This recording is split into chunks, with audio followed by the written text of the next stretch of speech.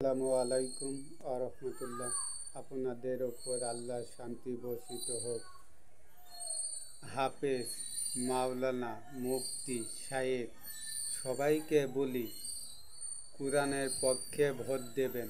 কোরআন যদি বিজয় না হয়, আপনাদের এবার মুসিবত আছে। আপনাদের এবার এমন অবস্থা করবে, পথে ঘাটে, মঞ্চে, মসজিদে, মক্তবে, যে কোনো গন্তব্যস্থানে আপনাদের খবর আছে। তাই বলি, এবার আমাদের লক্ষ্য থাকবে কোরআন বিজয় হবে। কোরআনের পক্ষে আমরা ভোট দেব। কোরআন যদি বিজয় না হয়, খবর আছে আপনাদের।